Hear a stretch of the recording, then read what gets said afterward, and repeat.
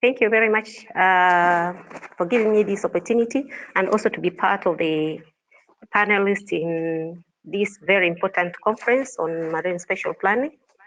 Representing communities from Meadow Creek, though I've been working at large with main group around the coastal line.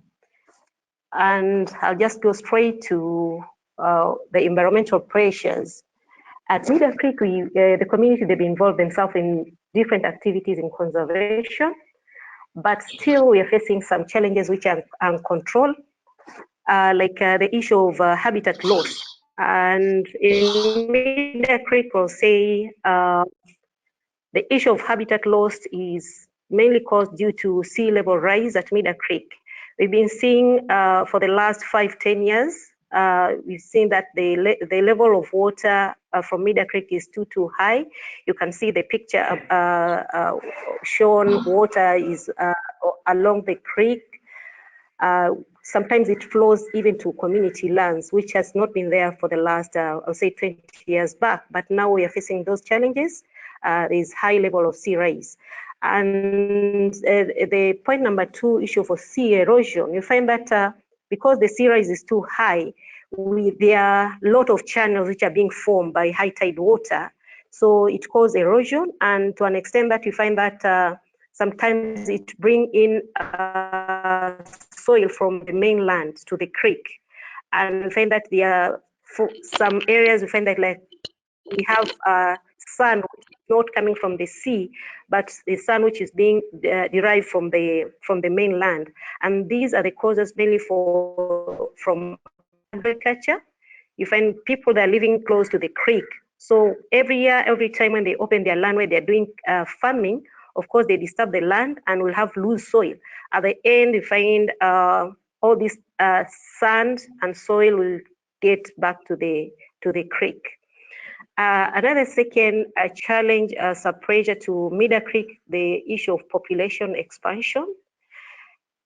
Every year, every time, we find that the number of people, the population is increased in our area, but the creek still the way it is, or the creek does not expand. So because the community population is very high, even the pressure in the creek is becoming very, very high. Okay, I was in point number 2 on population expansion, and we've seen that a lot of people, they depend in the creek for fishing, and this one, it brings in a lot of impact to the creek, because everyone depend on the creek, mainly used to depend the creek for maybe mangrove harvesting, but because of the ban, now everyone depend the creek for fishing. And another point on issue of environmental pressure. You find that Meadow Creek now we are doing very well in tourism. But on the other side, we find that we find challenges. People, they've been walking in any part within the mangrove forest. And this, we find challenge with the Avicennia marina plant, where when people step on these routes for Avicennia marina, a lot of Avicennia marina dies. So if we want to control the tourism within Meadow Creek, it can also, it's already causing pressure, and it needs a very quick resolution to make sure that we have a specific area where visitors, they will use it as path to venture with the treasures within Meadow Creek. And also the picture, there's a picture where you've seen there's a lot of algae. We've been experiencing a big number of algae this year at Meadow Creek for the very first time, and where it covers a big numbers of roots. For us, for community, we didn't have the capacity to find out what causes that, though I've been hearing with different people and in advising me that maybe it's just a wave and it will go back, and good that the problem ends. It took like 2 months, and now everything is okay. Lesson learned in management. Next slide, Daktari.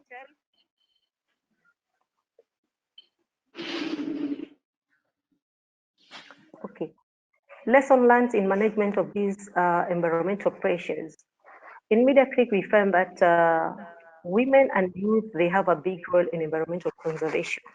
We've been working together with youth and women for a very long time, and we find them that they are very willing and involve themselves in many activities voluntarily without any payment. But because they've understand the use of the importance of the creek, they are benefiting from the creek. Now we find that when you call them for any activities, they work voluntarily. Point number two, we find that it is very possible to combat climate change through community mobilization. So if you in Media Creek and Arabuko Sokoke Forest, community around these areas, through mobilization from leaders, government institutions, we find that community, they are contributing a lot in conserving the Arabuko Sokoke Forest and Media Creek. And in any activity, if the women and youth contribute in conservation, we find that the resources will remain in good condition in, in, in good time. Number four, if communities with proper awareness can protect their environment. Down there, you find that we have women, they have a mangrove nursery, and we are working with around 50 women. And this year, the women, they've been able to raise around 200,000 seedlings of mangroves. Some of them, they've planted them voluntarily. Some of them, we were helping to work with the Lamu community on the area which have been they've been cut down with the Lapset project, but it was very unfortunate with the pandemic. All these things stopped, and the women now at Media Creek, they still have the more than 150,000 seedlings of mangroves, which they need volunteers, they need support from NGO and government institution for them to buy the seedlings for the women. At least they can feel that they are also being accommodated in conservation work. On the other picture, on top, we find the women, they are doing mapping, identifying resources in their area. They're identifying how they can use the mangroves in a sustainable way, like beekeeping, tourism. So when the women now they've mapped areas where they can do beekeeping. They've identified area where they can do ecotourism. They've identified areas where the tourists, they have to use those parts for ecotourism activities. Next slide, Daktari.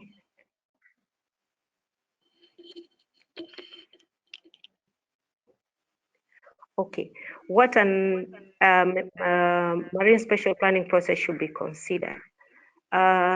Yesterday, presenters who did present yesterday, they've been talking more about community.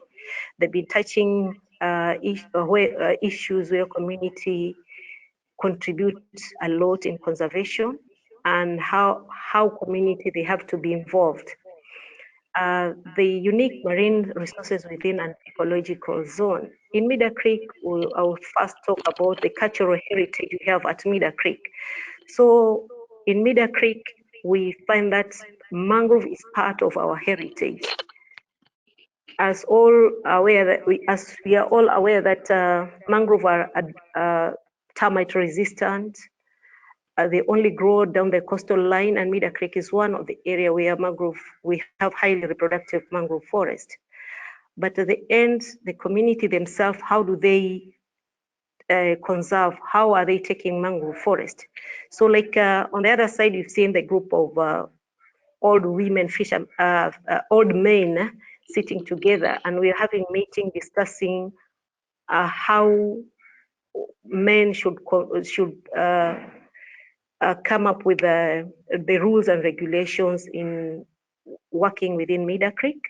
So the old men, they will tell you that women, maybe they are not allowed to go fishing in the creek, but they can maybe they can have other activities, but women are not allowed to do fishing in the creek with their own reason that which to them find that if we practice that, we'll control other activities within Meadow Creek.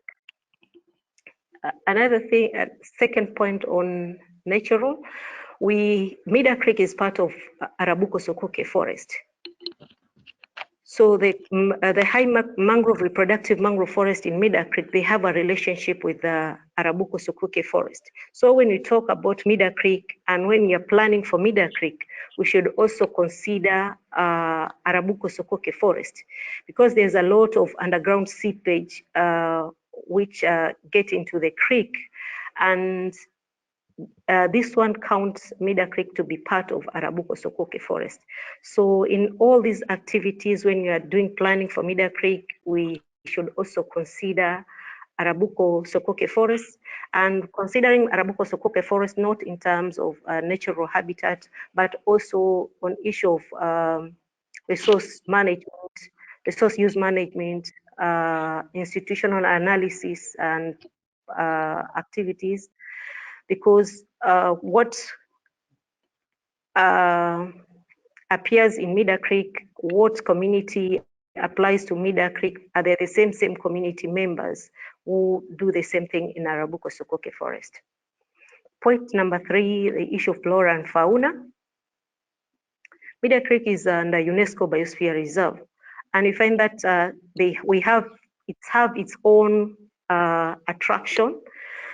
And these attractions are the one which have been attracting a lot of researchers, and makes Meadow Creek to be one of the area which have been identified as an important bird areas. So being an important bird area, we have endangered bird species, and we find that these bird species, they've been attracting a lot of researchers. Like we have a lot of migrant birds who are coming to Meadow Creek for feeding only and not breeding.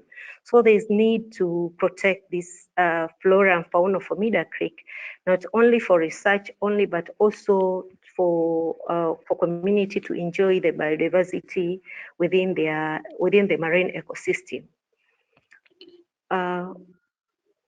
Point number 2, the sustainable use by local community of the marine resource within Meadow Creek.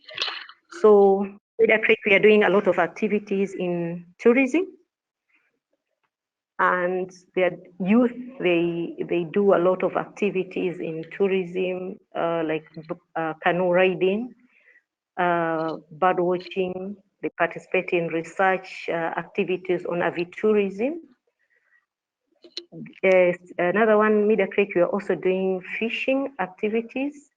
The fishing activity is a bit challenging because most of the fishermen around there, they're using the small dugout canoes, and they're using the monofilament nets.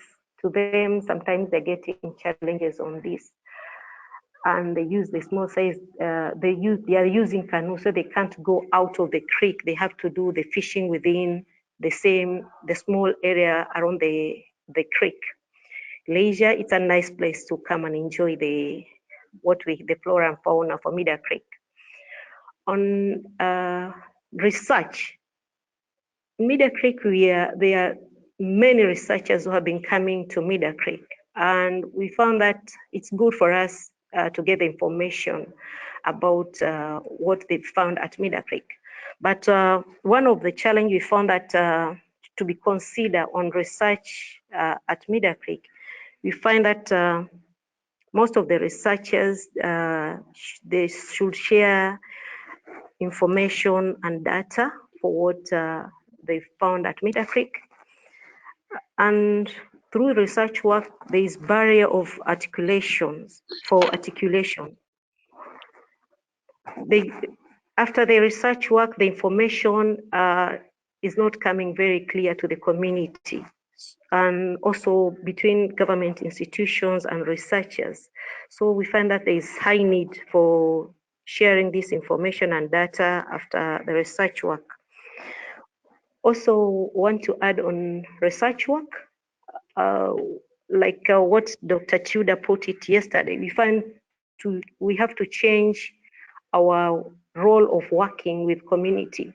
Community feel that if they're being involved in research work, they protect more, or they work very hard to make sure that the resource is remain in good condition, and also they understand the importance of research work. So on this point, we feel that there's need for community science. So indigenous knowledge is very, very important to our research, to our research work, and also community to understand the findings after the research. And I'll give you example of the research work which community women that were involved for the first time in research work at Mida Creek in 2015 with National Museum of Kenya and British Institute. The women, for the first time, they were involved in research work to do the archaeological survey work with the researchers in Mida Creek and Kirepwe. So today, if you go to Mida Creek trying to talk about anything on archaeological work, even though the women, they don't have the deep information about archaeological work, but they will tell you how you can do the excavation, how you can protect any findings you find in the field, because they were involved. And this one, you find it to be very, very important. And because the researchers, they've been trying to involve the community, to involve the youth in their work, it has bring a lot of faith and interactions between researchers and community at Mida Creek. And it will also bring easy work to the researchers, because sometimes it's very hard. I've been facing this, some researchers at Mida Creek, they are being forced maybe to pay for people to answer their questions, their questionnaires. Some they've been asked maybe to tell the community other research findings, what is the importance of research work. So it's hard if it's very hard if the researchers, they will work independently without sharing the information to the community. It will end up giving maybe false information. It will end up maybe causing conflict between researchers and community members. On the issue of resource use management, community, they've been involved themselves very much in conservation work. I'll say in Mida Creek, I'll talk about 80% of community at Mida Creek, they know about conservation, they know the importance of mangrove forest, they know the importance of the creek. But when we come to issue of resource use management, that's where most of the questions arise. Because in Mida Creek, we find that it accommodates a lot of government institutions. For example, if you come to Mida Creek, you'll find Kenya Forest Service is there, Kenya Wildlife Service, you'll find fisheries, you'll find Maritime Authority, National Museum of Kenya. There are more than 6 government institutions, and everyone there, they want to collaborate with the same community members. So community, you'll find that they are, like now, you find the women there, they've been involved themselves in conservation mangrove. Maybe I'll say we've planted more than 8-10 acres of mangroves. But the question is, what about the issue of benefit sharing mechanism? For example, now, if Kenya Forest Service want to sell the mangroves at Mida Creek, what share will the community get from the sale of mangrove poles or from any other activity around Mida Creek? Another thing to be considered in marine spatial planning process in resource use conflict, there's this issue of conflict of interest, and the conflict of interest comes in different way. One on issue of resource use, another one issue of policies and laws. So like me, I'm coming from Mida Creek, and Mida Creek is being counted as part of Arabuko Sokuke Forest. So I'm a member of Community Forest Association. On the other side, I'm supposed to be a member of Beach Management Unit. On the other side, fisheries, they will come to Mida Creek with their own policies and laws. NEMA, National Museum of Kenya. So we feel that there is need in area like Mida Creek, or maybe it could be Gazi, in many parts where community are being involved to have to do harmonization of policies and laws, and which this one will help the community to understand, and will also help on issue of conflict between institutions. Like Mida Creek, we find that Kenya Wildlife Service and Mida Creek and Kenya Forest Service, this one they say that Mida Creek belong to Kenya Wildlife Service, others they say they belong to Kenya Forest Service. So the community remain at the center. Others they say that it's double gazettement. So these kind of issues, I think institutions they have to sit together and do harmonization on these laws and policies. And this one will make the work on the ground to be easy. And also on resource use management, issue of leadership and governance. In most of the activities, in most of the community groups go around, you'll find women contribute a lot in conservation. But when you come to issue of leadership and governance, you won't find women in these positions. Men lead in most of the groups around the coastal line in marine ecosystem areas. The men are the ones doing the leading in most of the community groups. In these areas on resource use management, we have to consider it more. We find in some other areas where there are a lot of challenges which have been occurred on political influence in resource use. So we should not keep politicians aside.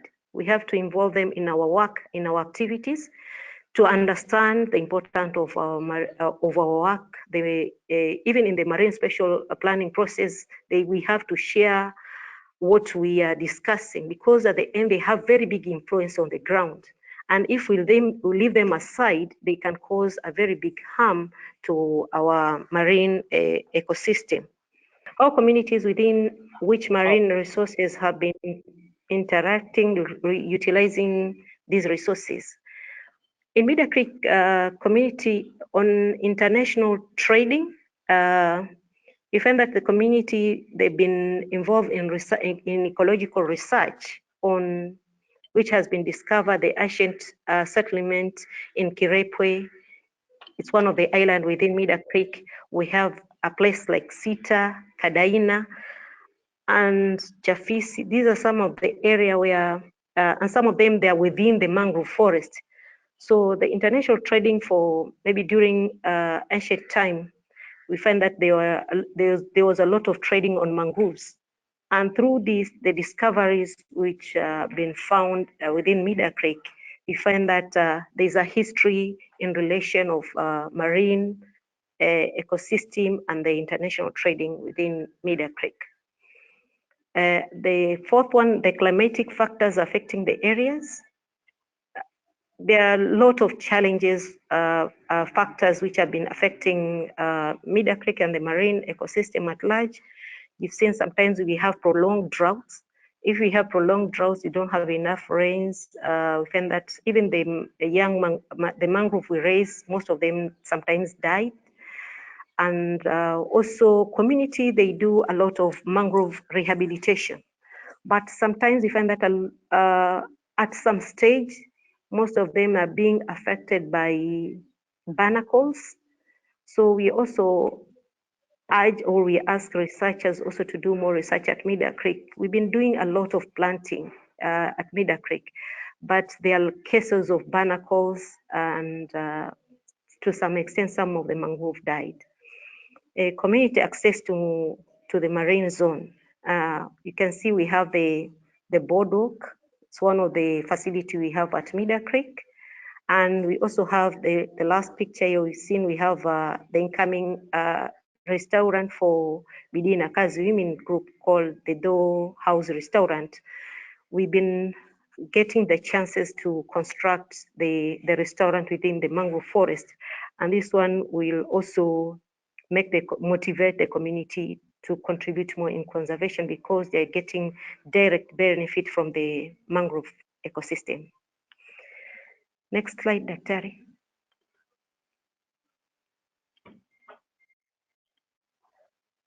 Next slide, Daktari. Okay, the last one is there's a picture of a traditional fish gate. Is one of the activity of one of the research work we've been doing at Mida Creek. So we've trained the youth. It's our heritage. We've trained the youth how to make a traditional fish gate because it's very sustainable because the creek is very small. But most of the youth currently, they don't involve themselves in the heritage of making the traditional fish gate, the basket. But through this project, we find that youth right now, they can make the traditional fish gate, and they are now practicing to use the sustainable method of fishing within the creek. And the last one, it's one of the challenges as a woman from the village. Involved now undergoing diving courses or to do underwater archaeology. We're working together with National Museum of Kenya. So thank you very much for giving me this opportunity and wishing you all the best.